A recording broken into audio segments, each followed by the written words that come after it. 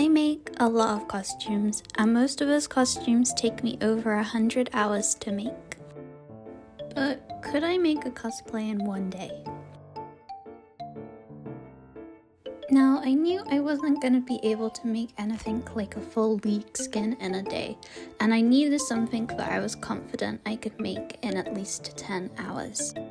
I bounced a couple of ideas around, but ended up deciding to pick the iconic Nurse Joy outfit. The reason I picked this design was due to the fast construction details like the circle skirt and puff sleeves, also because the design is near identical to Cafe Cutie's Soraka. This meant I saved a lot of time with patterning, as I had most of the patterns all ready to go, so I started out by cutting as many of the pink panels as possible, and I started doing this around 9 AM. I personally normally wake up at 7 in the morning, so this is quite a usual time for me to start getting to work on stuff, so I wasn't waking up early to work on the cosplay or anything. I also at this point took the time to break the costume down into tasks to try and make the whole thing more manageable. It ended up taking me about half an hour to cut out all of these panels. With the remaining half an hour, I decided to start preparing the wig. I bought a really cheap wig for this. It turns out £13 Amazon wigs are a lot worse than they used to be. Decurling the wig only took about 10 minutes as I used my flat iron on a really low heat setting. I then moved on to the basic assembly of the dress.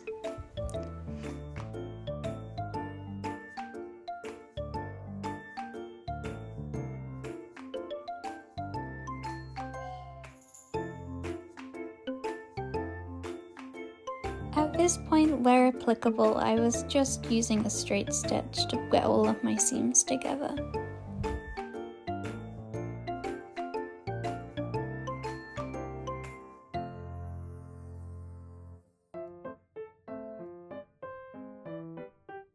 And by the 1 hour mark, I started to have something that was resembling a dress. One of my main goals was to maintain somewhat of a quality finish whilst making this cosplay, despite the time constraints. I wanted to finish my seams with a mock cover stitch, as I was working in stretch, which meant switching my needle out for a twin needle. Using a twin needle on a domestic machine like this will roughly replicate what a cover stitch machine would do. I could have left my seams raw as they won't fray and have saved a lot of time, but I really wanted to make sure I was creating something as close to my usual standard as possible.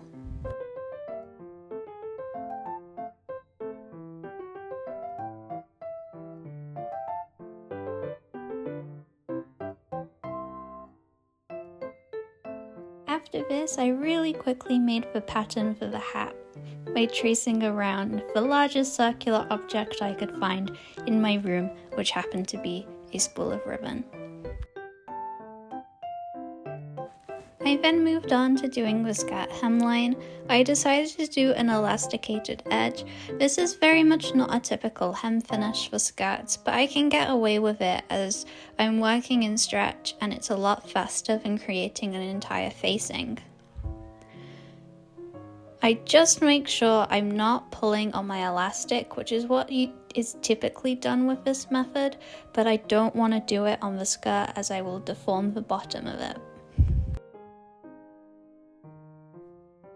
As the volume of my skirt was 3/4 circle skirts, I had to do a really long hem on the machine.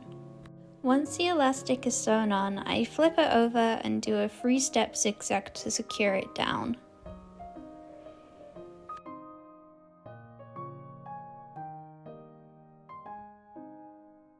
And at 2 hours into the project, the majority of the dress had been constructed.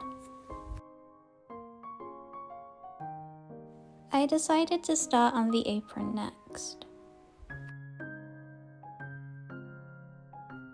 I used the patterns for my bodice to quickly draft the apron shapes. I'm doing this as I already know my dress bodice fits, and using the same core patterning will have the apron fitting nicely over the dress.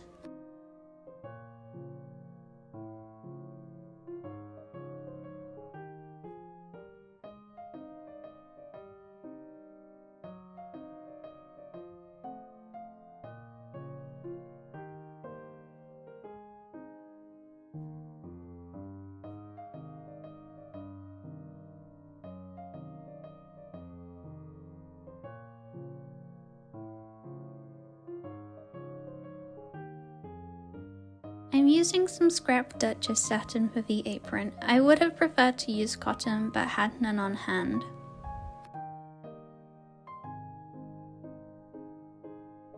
Once cut, I began sewing my panels together.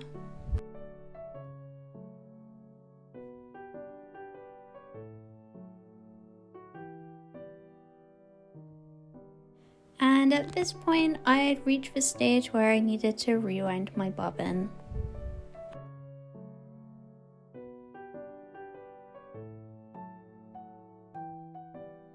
For all of the bodice seams, I decided to top stitch them down. This is my preferred technique on an overbust curve like this, as it just gives a nicer permanent finish compared to only pressing the seam into place.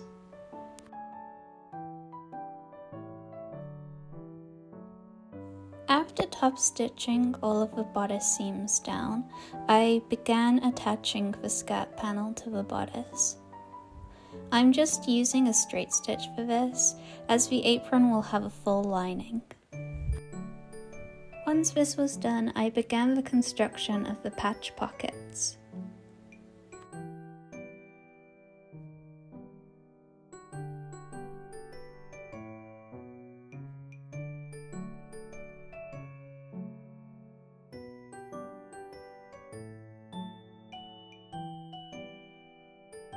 Whilst doing this, I was printing out a small Pokeball emblem for my hat. And with that, I had reached the 3-hour mark of this costume. To finish my apron properly, I would do a backed out lining. As previously mentioned, I had no white cotton on hand, but did have this adorable Pokemon cotton to use for my lining.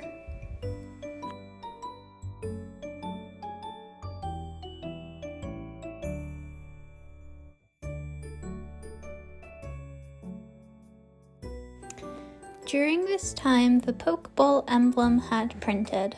For some reason, I decided to go in with a white paint, but it looked absolutely awful. So I quickly wiped it off. I instead just painted on the red and the black parts.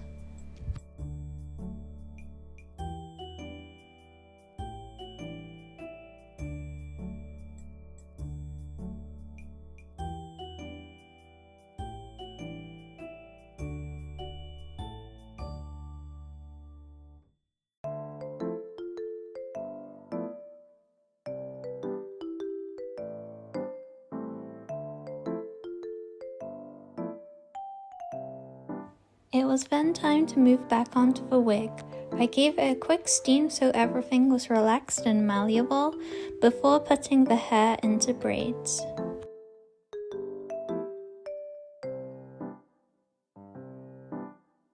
I then sprayed these with hairspray to set them in place. I was now 4 hours in and had the start of my wig, and the dress was starting to look how it should.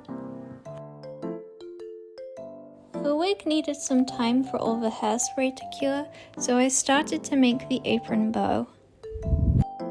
For the bow, I would do a backed out rectangle. This is where you sew 2 pieces right sides together and leave a small hole so the whole thing can be turned inside out. Doing this will enclose all the raw edges on the inside.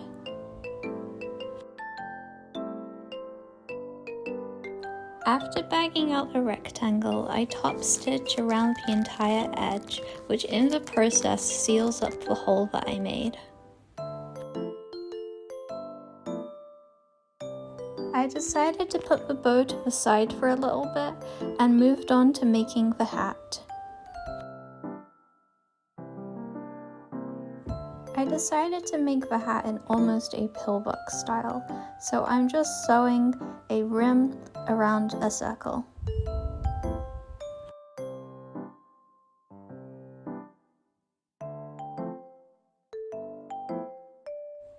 Now, I was very tired at this point.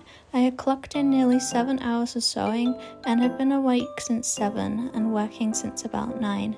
So as I was gluing on the emblem, this was the moment disaster struck.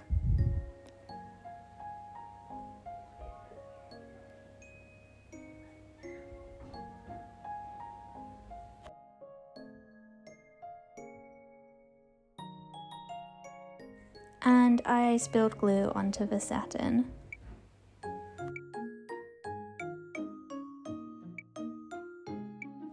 Now, this wasn't the end of the world, but I took it as a sign that my body needed to stop for the day.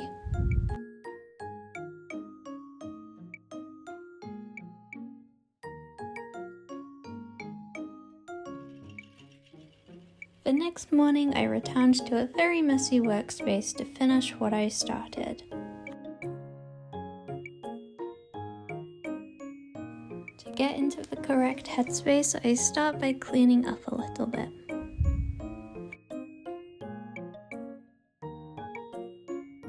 I add some more tasks to my list. I'm just breaking down the remaining work into small steps to ensure that I get through it today.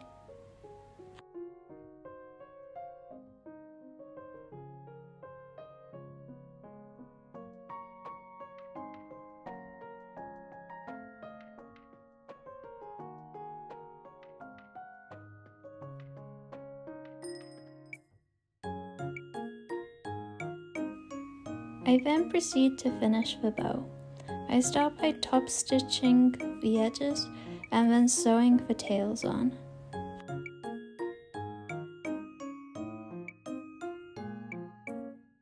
I then add the middle band to the bow, hand stitching it into place.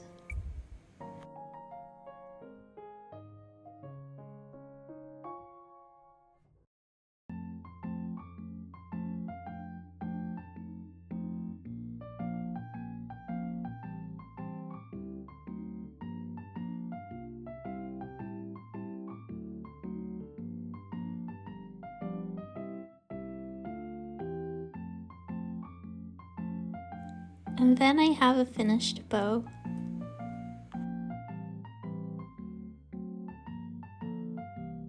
It's then time to sew a binding onto the top edge of the apron. For this, I top stitch on the front and then fold over the binding and slip stitch it to the lining in the back.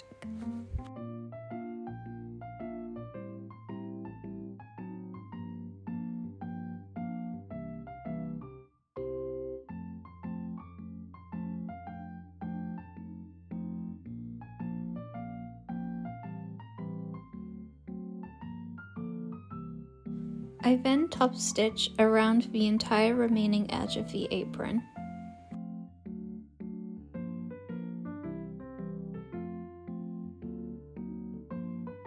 And with that, the apron is complete.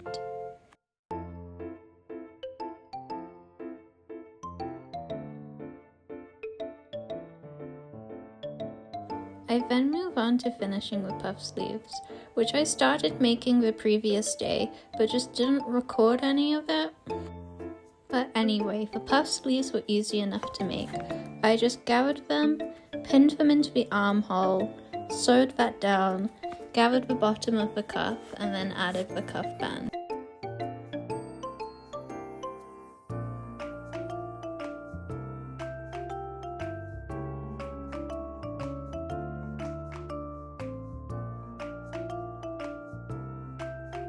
And after all that, both sleeves were complete.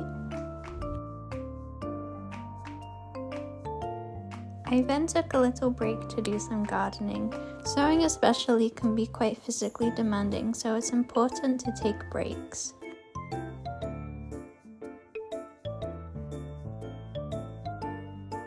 After my break, I made the facings for the collar.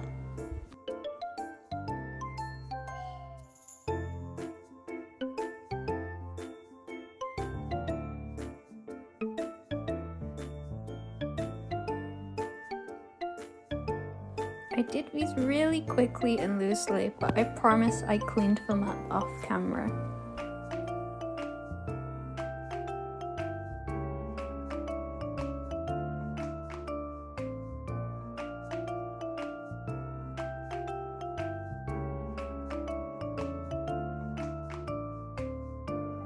At this point, I was just trying to get the cosplay finished by the end of the day, so I didn't record much of me making the collar.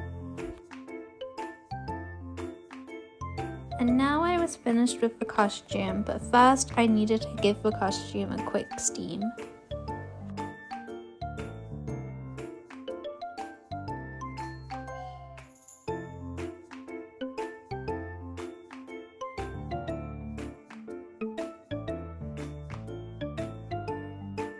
And with that, the costume was done.